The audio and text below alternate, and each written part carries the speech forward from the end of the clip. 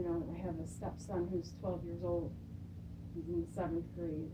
And to think about this happening to him or one of his classmates is just absurd, you know, but, you know, we gotta, just awareness is part of the way we can help prevent, so that's why we're here, you know.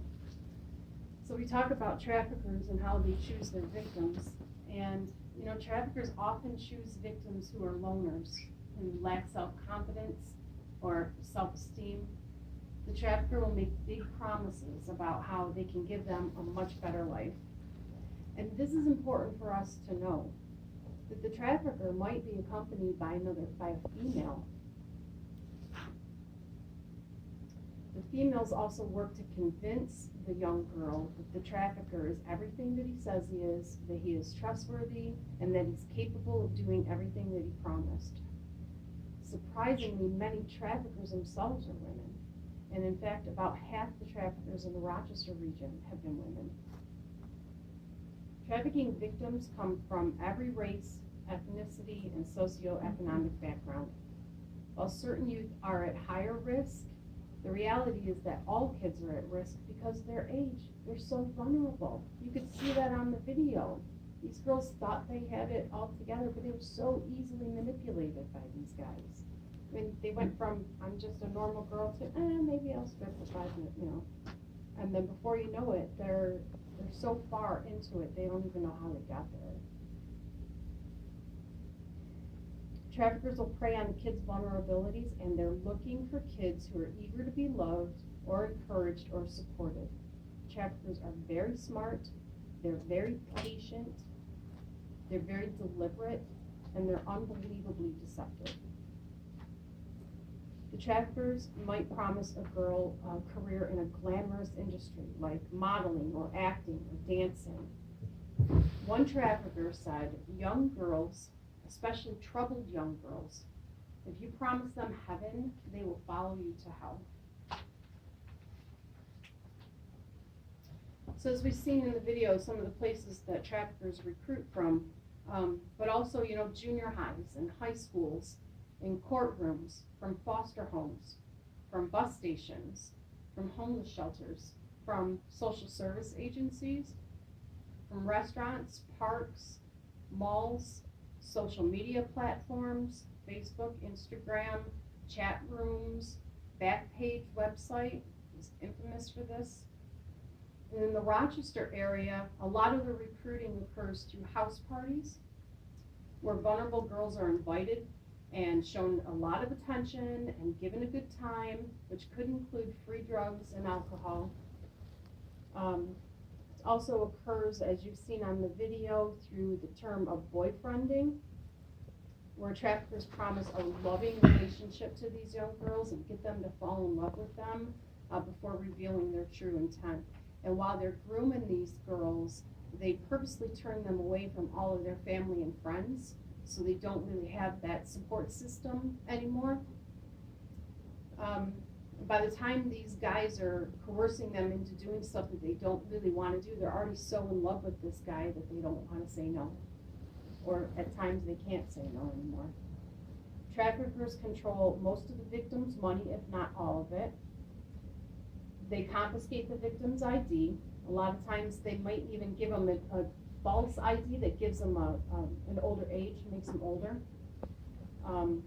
And in most cases, as you also saw on the video, their first sexual encounter is a rape that is videotaped, and it's used to blackmail the girls so that they don't leave. It's really disturbing.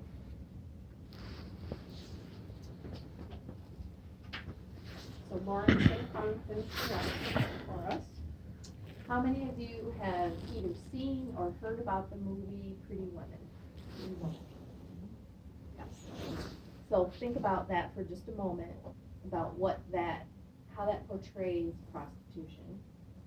And then I'll just be quiet for a couple of minutes and have you read what's on the screen, the reality of what prostitution is like.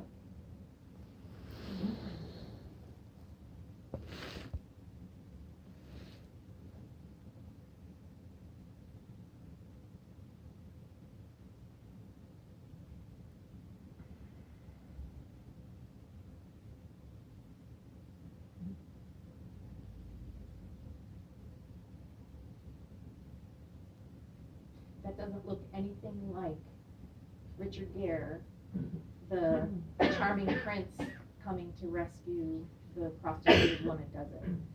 It's a horrific lifestyle, and most trafficking victims, I think it was brought up before, do have a history of domestic violence or some sort of sexual abuse, which again makes them even more vulnerable to trafficking. And the victims live every day with violence, with degradation. They have quotas, and they are punished if they don't meet those daily quotas. And they work 365 days a year.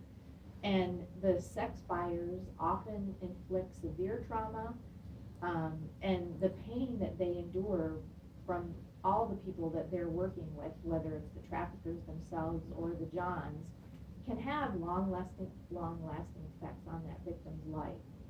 And they live in constant fear of being arrested, and the trafficker uses that threat to also control the victims. They get to the point often where they have no hope. It says in here, at some point, most victims have considered suicide. And when you hear what their life is like, that's certainly understandable. And they also have a much higher likelihood of early death than the general population. So you can see why trafficking victims have unique requirements for trauma-informed care. So I'll talk a little bit more about that. And because they have both physical and emotional scars. So what should you do if you suspect trafficking? Contact the National Center for Missing and Exploited Children. Angels of Mercy belongs to the Rochester Regional Coalition Against Human Trafficking, and one of the members is the National Center for Missing and Exploited Children. Most people don't realize we actually have an office here in Rochester. And they tell us, please encourage people to call. A lot of people think, oh, I'm not really sure if what I think I'm seeing is something I should be concerned about, and I don't really want to get involved. But they said, if we get several calls about something going on, that's going to give us more impetus to really pursue that. So those phone calls make all the difference in the world. And so please be brave and make that phone call, because you could save someone's life. And so that's about the children. There's also the National Human Trafficking Hotline that they will work hand in hand. So if you end up calling the wrong hotline, don't worry about it, because they will hand off the tip to the appropriate local personnel. So that's not a problem. And whether it's, if you think somebody's being trafficked, if you're seeing suspicious behaviors, and also about pornography. The local officials want to know about child pornography as well. So if you see that, make the phone call. And we've heard a lot lately in the news about international sex trafficking by the likes of Jeffrey Epstein, right? And tragically, in many cases, they're saying that was with minors. And so we hear about that internationally, and we think that it's not really happening here. And again, we want you to walk away realizing that it is. Since 2007, when the National Human Trafficking Hotline was open, there have been about 45,000 reports of human trafficking to the hotline in the United States. And of those, about 6,400 were from the great state of New York. And we know that these figures are grossly underreported because of the illegal nature of this crime. Most victims just don't have the ability to call. And New York State has the 5th highest call volume to the hotline, behind California, Ohio, Texas, and Florida. And when you think about trafficking and prostitution, I'm sure you can envision it going on in Vegas, right? New York City makes sense. But the truth is, it is a growing problem in all cities, in all areas, and certainly in the greater Rochester area.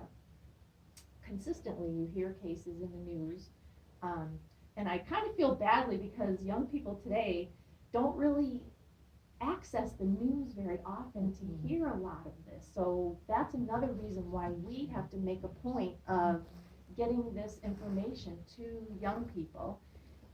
we're constantly hearing about cases in the Rochester area where men and women have been arrested for sex trafficking of both adults and minors. And a couple of instances, in November last year, Ray Davis and Marcus Brown were convicted of running a trafficking ring in 2015. So what does that tell you? It took 4 years to build a case and convict these guys, which is not uncommon. They were convicted of running a trafficking ring and producing and distributing child pornography. And the victims attended local high schools in our area. And in January last year, Andre Barnes was sentenced to 27 years for trafficking and abusing women and children. He provided addicted victims with heroin so they wouldn't suffer withdrawal and could continue to prostitute for him. And that is not an uncommon scenario either. The traffickers find vulnerable people who are addicted and go after them, recruit them, or the drugs as part of the grooming process. In April 2018, this is probably one of the most infamous cases from the Rochester area. Stephen Jones, one of the most violent traffickers in the Rochester area, was sentenced to 17 to 21 years for trafficking, and he was convicted of trafficking minors and adults and promoting prostitution. He beat and threatened his girls. He kept them drug dependent so he could exploit them using their addiction. And he ran the operation from his home in the city of Rochester. And there's an excellent article in the D&C about this. There's actually 2 days worth of big long articles about it, where it talks about how he terrorized and victimized women. And I'll talk a little bit more. You can access that on the coalition's website, rrcaht.org. And I'll have some flyers where you can take that information away. But they talked in the video about tattoos. He tattooed his victims with the initials BAM, which meant by any means. That was his tagline. And in some cases, he tattooed girls with that 2 times on their body. And in August 2017, a married Rochester couple pled guilty to trafficking a 15-year-old who had been looking for a place to live. They advertised her online and transported her to various cities in New York and as far as New Orleans. And the last example, there are so many. In 2015, 7 men and women were arrested for running a trafficking ring. They were selling 9 women, including 7 minors, and they were trafficked locally and in other cities throughout New York State. A lot of the recruiting was done over social media, and in other cases, the victims were found outside social services and women's shelters. So they knew exactly where the women needed a hand up, and they pretended that's what they were giving them, and that's how they recruited their victims. Another member of the coalition is the Center for Youth, and this organization locally has a safe harbor grant where they provide the majority of the services for minors in the Rochester area who are at risk or are being trafficked. And they receive specific services to help keep them safe. And in 2017, which is the last data I have, about 270 youth were referred to them as being at risk for trafficking, and of those, 78 were ultimately identified as having actually been trafficked. So those were minors who have been confirmed as having been trafficked. So you can see it's very difficult to identify and gather enough evidence to convict these traffickers.